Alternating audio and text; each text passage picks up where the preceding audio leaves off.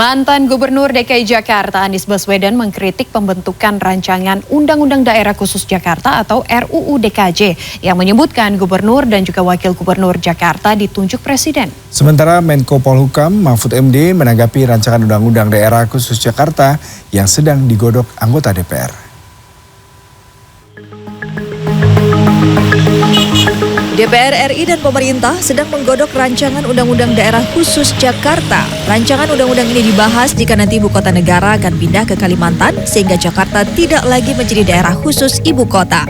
Dalam rancangan Undang-Undang Daerah Khusus Jakarta atau RUU DKJ disebutkan pemilihan kepala daerah Jakarta akan ditunjuk oleh kepala pemerintahan atau presiden.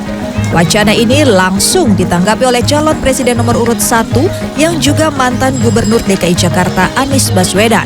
Anies menilai pasal tersebut merupakan sebuah kemunduran demokrasi di Jakarta. Anies menyatakan Jakarta sebelumnya memiliki indeks demokrasi tertinggi di Indonesia. Hal itu merupakan suatu kebanggaannya karena terjadi pada saat ia menjabat sebagai gubernur DKI Jakarta. Demokrasi kita itu harusnya maju, bukan mundur. Dan di ibu kota yang memiliki indeks demokrasi yang tertinggi, Jakarta itu indeks demokrasinya tertinggi. Itu salah satu kebanggaan kami ketika bertugas di Jakarta adalah indeks demokrasi tinggi. Sementara Menko Polhukam Mahfud MD yang juga calon wakil presiden nomor urut 3 menilai DPR sudah lama mendebat hal ini dengan pemerintah.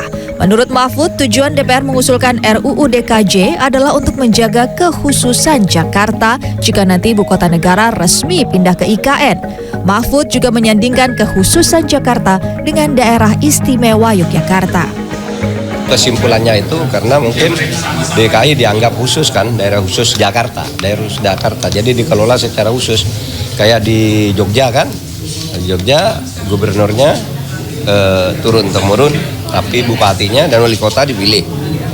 Di sini gubernurnya ditunjuk, kan tidak apa-apa, harus asimetris kan.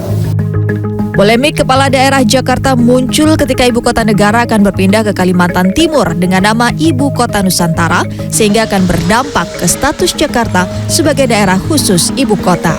Tim Liputan CNN Indonesia.